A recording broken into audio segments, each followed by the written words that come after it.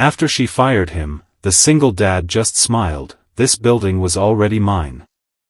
What would you do if the man you just humiliated and fired in front of your entire staff turned out to own every single brick, every window, and every elevator cable in the building where you work? That is exactly what happened to Vanessa Hart on a cold Tuesday morning in downtown Chicago, and what happens next is going to stay with you long after this video ends, because nobody in that lobby, least of all Vanessa herself, had any idea how badly she was about to misjudge the quiet man standing by the elevators.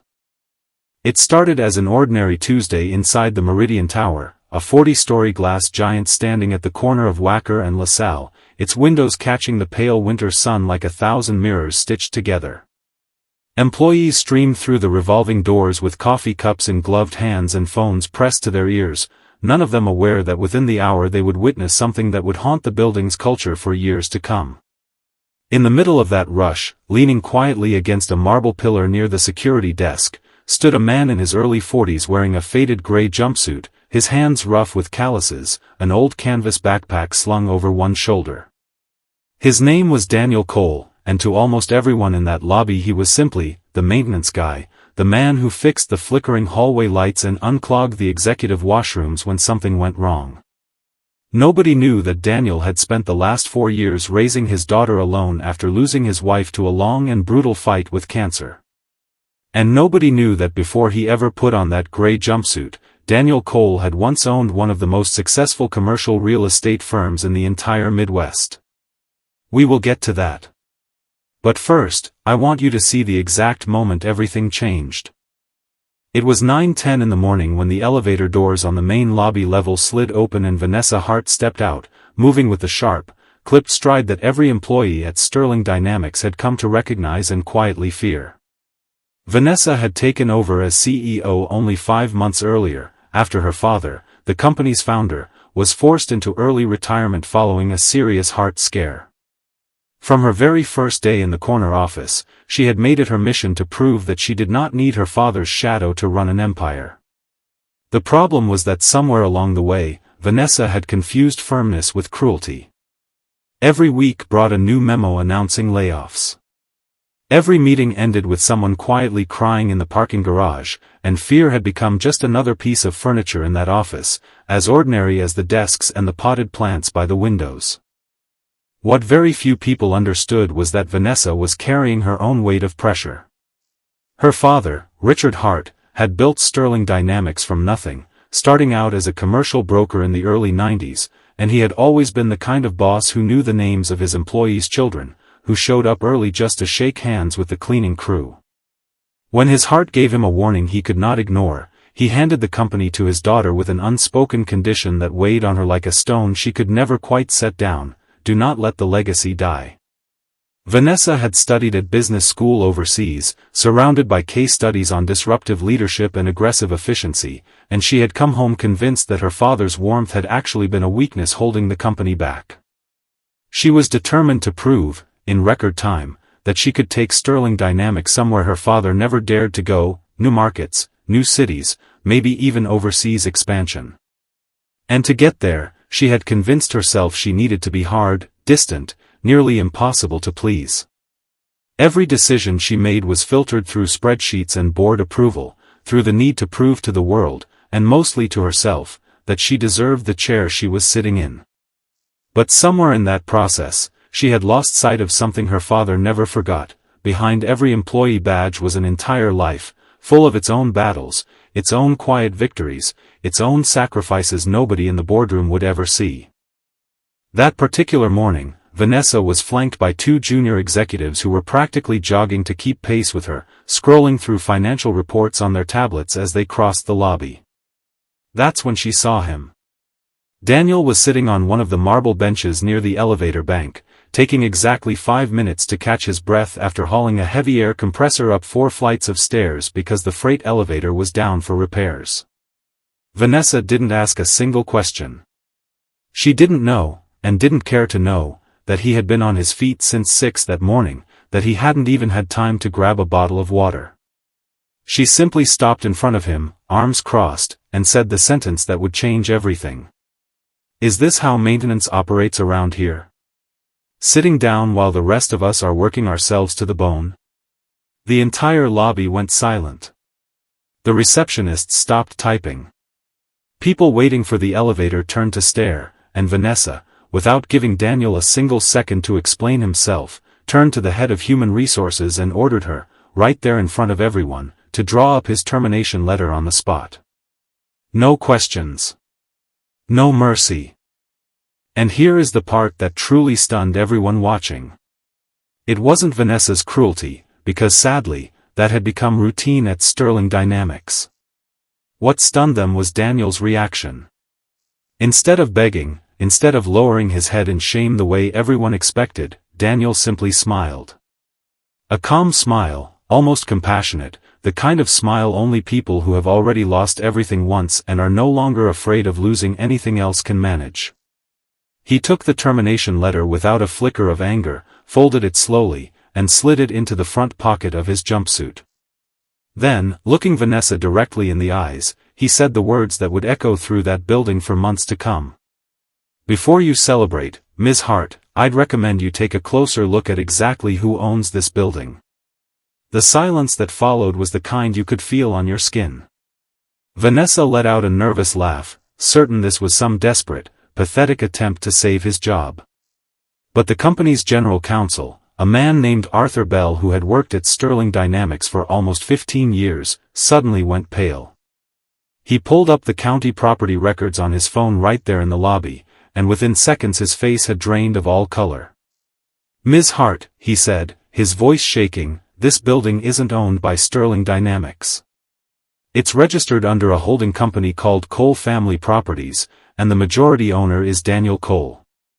And that is the exact moment Vanessa Hart's entire world tilted on its axis. But to understand how we got to this moment, we need to go back several years, to a story of love, loss, and a decision almost nobody would have understood.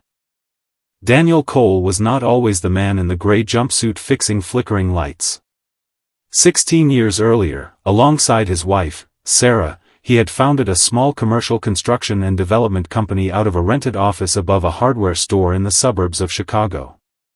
Through relentless effort, discipline, and more sleepless nights than either of them could count, that small company grew into one of the most respected commercial real estate firms in the entire region. Sarah had been the financial mind of the operation. It was her idea, back when they barely had 2 nickels to rub together, to reinvest every dollar of profit into commercial property instead of spending it. It was Sarah who insisted they buy a run-down parcel of vacant land near the Loop and build what would eventually become the Meridian Tower, a building they would later lease out to dozens of companies, including, eventually, Sterling Dynamics itself. Daniel and Sarah never lived extravagantly. They preferred to reinvest their earnings, to save for their daughter Lily's future, and to enjoy the simple things instead: Sunday dinners together, walks along the lakefront, movie nights at home with popcorn made on the stove instead of in the microwave because Sarah insisted it tasted better that way. They were happy, and that happiness felt permanent, until the diagnosis came. Sarah started feeling tired, attributing the exhaustion to work stress and long hours. But the tests revealed something far more serious: pancreatic cancer, already in an advanced stage. The following 2 years became an endless blur of hospitals, experimental treatments, entire nights spent in waiting rooms, and a hope that dimmed a little more with each passing month, like a candle slowly burning down to nothing. Daniel liquidated most of his investments to cover the treatments. He sold the car. He sold family heirlooms. He sold every piece of furniture that wasn't absolutely essential. All of it, just to buy Sarah a few more months with the people she loved. But in the end, the cancer won. Sarah passed away in the early hours of a February morning, Daniel holding her hand, while Lily, only 5 years old at the time, slept curled up on a hospital waiting room chair, too young to understand why her mother would never wake up again. Do you know what Daniel remembers most from that night? It wasn't the sound of the heart monitor going silent. It wasn't the tears of the nurses who had come to know Sarah so well over the long months of treatment. It was the silence that followed. A thick, heavy silence that settled into his chest and stayed there for months. He carried Lily, still asleep, out of the hospital, buckled her into the car seat, and then sat in the parking garage for almost an hour without starting the engine, unable to drive, unable to cry, unable to do anything except breathe. The days that followed blurred into a haze of paperwork, white flowers, neighbors dropping off casseroles that nobody had the appetite to eat, and sympathy cards piling up unopened on the kitchen table. Daniel had to learn overnight how to do things he had never done before, braiding his daughter's hair before kindergarten, checking her homework, calming nightmares at 3 in the morning, finding the gentlest possible words to explain to a 5-year-old why mommy wasn't going to be there in the mornings to make her cereal anymore. There were weeks where Daniel barely slept 2 or 3 hours a night.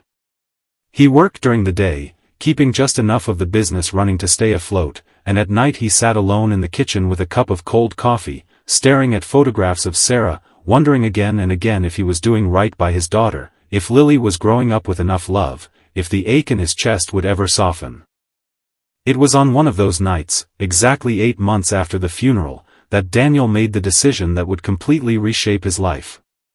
He was reviewing property statements from the management firm he had hired to handle the buildings he still owned when he came across an old photograph, one of him and Sarah, years younger, covered in paint, renovating with their own hands the very first warehouse they had ever bought together, laughing at some joke he could no longer remember.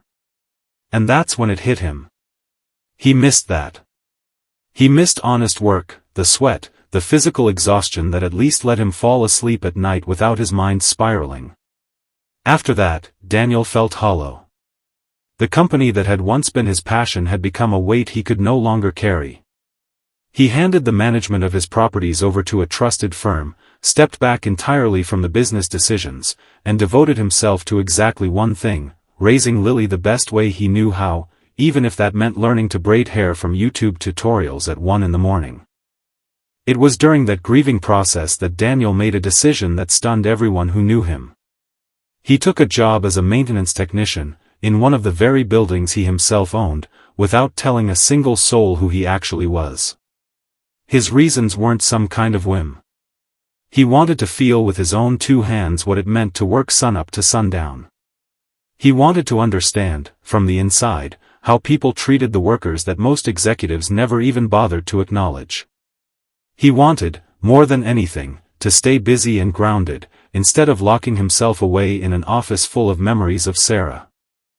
So every morning, long before the sun came up, Daniel woke up, made Lily's breakfast, did her hair as best he could, sometimes crooked, sometimes almost perfect, packed her lunch with a handwritten note that said things like, "Are you going to shine today?" or "Are you going to shine today?" and dropped her off at school before driving to the Meridian Tower, where he put on his gray jumpsuit and clocked in like any other member of the maintenance crew. Inside the building, Daniel earned the quiet affection of nearly everyone, the security guards, the cleaning staff, the receptionists who always saved him a cup of coffee. But to the executives who rode the private elevators up and down without so much as glancing at the people around them, Daniel was invisible. Just another gray uniform, a man nobody bothered to remember. Rosa, the woman who had cleaned the second-floor restrooms for nearly 2 decades, always said Daniel was different from everyone else, and she wasn't wrong. When Rosa's son was in a motorcycle accident and needed a wheelchair she couldn't afford, it was Daniel who, without telling anyone where the money came from, left an envelope of cash in her locker, no note, no explanation. Rosa never knew for certain who it was, though she always had her suspicions. Marcus, one of the overnight security guards, remembered how Daniel would sometimes stay half an hour past the end of his shift just to keep him company, because he knew Marcus missed his family back in Mississippi, working 2 jobs in Chicago to send money home. They'd talk about basketball, about life, about nothing in particular, while Daniel finished putting his tools away. And then there was Priya, a young receptionist just a few months into her first job out of college, buried under student loan payments that kept her up at night. One day, without anyone asking him to, Daniel left a used book on personal finance on her desk with a note tucked inside that read, "This helped me after I lost everything. I hope it helps you too." Priya never forgot that gesture. None of the executives upstairs knew any of this, of course. To them, Daniel simply appeared whenever something broke, fixed it quietly, and left without ever asking for recognition. Every morning, after dropping Lily off at school, he arrived punctually at 7:30, changed into his jumpsuit in the basement supply room, reviewed the day's work orders, and began his rounds through all 40 floors of the tower, climbing stairs, hauling toolboxes, overhearing executives casually discussing millions of dollars as if they were pocket change, never once imagining that the man fixing their air conditioning could have bought the entire company outright if he had ever wanted to. And so, between fixing water leaks, replacing burnt-out light bulbs, and listening to hallway gossip with a quiet, private smile, nearly 3 years passed, right up until that October morning when Vanessa Hart, without the slightest idea what she was doing, tried to fire the actual owner of the building. Let's go back to the lobby now. The moment Arthur Bell finished confirming, in a voice that cracked with every word, that everything Daniel had said was completely true, Vanessa felt the floor open up beneath her. She turned to look at Daniel, searching his face for some trace of mockery, of revenge, of the satisfaction anyone else might feel watching the person who humiliated them finally get what was coming to them. But she found none of that. She found only calm, a calm that, strangely, hurt far worse than any shouting ever could have. Daniel didn't say another word. He didn't demand a public apology. He didn't threaten a lawsuit. He didn't ask to be reinstated to a round of applause. He simply stood up, adjusted the backpack on his shoulder, wished everyone a good day, and walked toward the exit, because he had somewhere important to be, picking Lily up from school, and to him, that would always matter more than any corporate drama unfolding behind him. That quiet exit weighed far more than any confrontation ever could have. The employees who had witnessed everything stood frozen, shame creeping up their bodies like slowly rising water. Many of them suddenly remembered, all at once, every single time Daniel had helped them without asking for anything in return.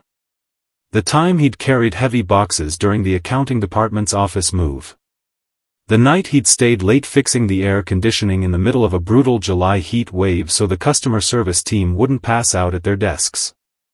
That morning he quietly handed his own lunch to a new hire who had run out of money before payday. And not one of them had said a single word when they watched him get humiliated in front of everyone. The news spread through Sterling Dynamics like wildfire. By noon, there wasn't a single employee left in the building who didn't know the full story. Some told it with awe. Others told it with guilt. And a handful, the ones closest to Vanessa, told it with fear, because they understood exactly what this could mean, the potential end of the company's most important lease in the entire city. That night, Vanessa couldn't sleep. She paced her apartment for hours, replaying Daniel's calm expression over and over in her mind, those simple, devastating words. For the first time since taking over as CEO, she asked herself whether the kind of leadership she had been building, one rooted in fear, in unexplained demands, in treating people like line items on a spreadsheet, was actually worth anything at all. She thought, unable to stop herself, of the words her father had said to her the day he handed her the company. Vanessa, the numbers can always be rebuilt. But once you lose your people's trust, it never comes back the same way. At the time, she had thought it was old-fashioned advice from a man who no longer understood modern competition. That night, though, those words rang in her head like a bell that refused to stop. Close to midnight, unable to bear the weight of her own thoughts any longer, Vanessa picked up her phone and called her father. Richard answered groggy with sleep, but the moment he heard the crack in his daughter's voice, he was instantly wide awake. "Dad," she said, her voice barely above a whisper, "I think I really screwed up. I think I screwed up badly." She told him everything, the firing, the public humiliation, the discovery of who actually owned the building. Richard listened in silence, never once interrupting, and when she finally finished, he was quiet for a few seconds before he answered. "Do you know why I always made a point of learning the name of every single one of my employees?" he asked. "It was never a business strategy. It was because I understood that no company, no matter how large, is worth more than one person's dignity. I handed you Sterling Dynamics believing you'd protect that. But I also know today's mistake can become the most important lesson of your entire career, if you're willing to actually learn it. That phone call, more than any financial report or boardroom meeting ever could, was what finally convinced Vanessa that she needed to act, not to save the lease, not to protect her public image, but because deep down, she knew her father was right. When she hung up, she lay there staring at the ceiling for a long time, and for the first time in months, she felt something close to clarity. The next morning, Vanessa arrived at the office before anyone else. She didn't put on her usual tailored designer suit or her 4-inch heels. She dressed plainly, almost humbly, and asked her assistant to track down Daniel Cole's home address, not to send a lawyer, but to go find him herself. She drove to a modest, tree-lined neighborhood on the city's south side, where she found a small brick house with a wheelchair ramp built onto the porch, a basketball hoop in the driveway, and a garden bed clearly maintained with more love than skill. Vanessa sat in her car for nearly 10 minutes before she found the courage to walk up to that front door, rehearsing words that suddenly felt completely inadequate for what she actually needed to say. When Daniel opened the door, Lily peeking curiously from behind his leg with a half-eaten piece of toast in her hand, he showed no surprise at all, as if some part of him had known this visit was coming. "Miss Hart," he said simply, not unkindly, just matter of fact. Vanessa opened her mouth to speak and found that every polished, professional sentence she had prepared in the car had evaporated completely. What came out instead was simple, and true. "I was wrong," she said. "Not just about yesterday. About how I've been running that company. About how I've been treating people. I came here because you deserve a real apology, not a legal one, not one written by HR. A real one. From me." Daniel studied her for a long moment, the same calm expression from the lobby settling over his face again. Then he stepped back from the doorway. "You'd better come in," he said. "Coffee's already on."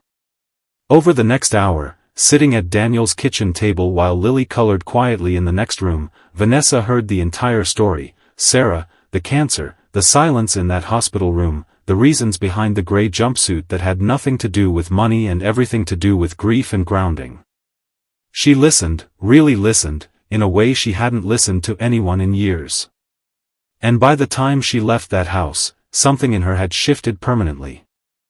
Vanessa didn't try to buy her way back into Daniel's good graces, and to his credit, he never once brought up his ownership stake as leverage. Instead, over the following weeks, something far more interesting happened. Vanessa asked Daniel, genuinely, humbly, if he would be willing to consult with her, not as an employee, not as an owner threatening to pull the lease, but as someone who understood better than almost anyone what it actually meant to treat people with dignity while still building something successful. Daniel, after thinking it over for a few days and talking it through with Lily over dinner one night, agreed to meet with Vanessa once a week, not in the executive boardroom, but in the small maintenance office in the basement, where he still kept his tools and his coffee mug and the photograph of Sarah taped inside his locker door. Word of what had happened spread through Sterling Dynamics, and slowly, carefully, the culture inside that building began to change. Vanessa instituted a new policy, unofficial at first, that every department head had to personally know the names and basic circumstances of every person on their team, not tracked in a spreadsheet, but actually known. She reversed 2 of the layoff rounds she had ordered earlier that year, quietly covering the difference from her own bonus rather than making a public show of it. She started arriving early, not to intimidate anyone, but to say good morning to the cleaning crew the way her father once had.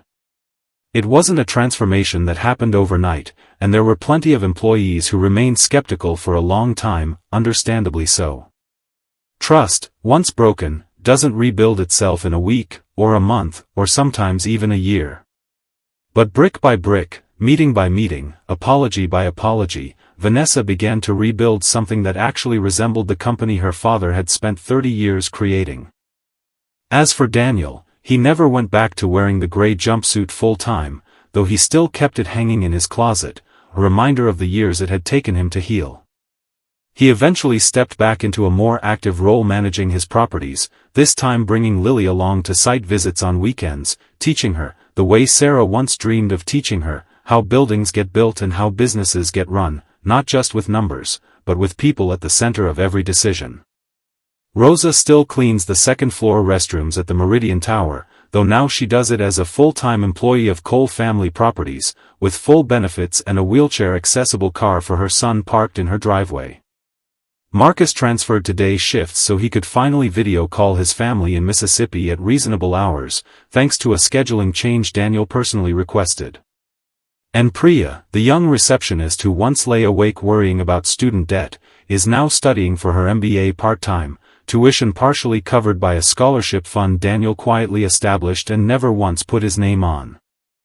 A year later, almost to the day, Vanessa stood at a podium during Sterling Dynamics' annual company gathering, no longer in her armor of designer suits and untouchable distance, but dressed simply, speaking without notes. She told the story publicly for the first time, her own humiliation and all, the story of the day she fired a man in a gray jumpsuit without asking his name, without asking a single question, and how that mistake had ended up teaching her more about leadership than every business school case study she had ever studied combined. Sitting in the front row, Daniel listened with Lily beside him, now a little older, a little taller, still fiercely proud of her father in that quiet way children have when they finally understand, even partially, what their parents have sacrificed for them. When Vanessa finished speaking, she looked directly at Daniel and said the words that would end up printed on a small plaque later hung near the building's front entrance: "Some of the most powerful people you'll ever meet won't be sitting behind a desk. Sometimes, they're fixing the lights in the hallway, and you'll never know it, unless you actually take the time to ask."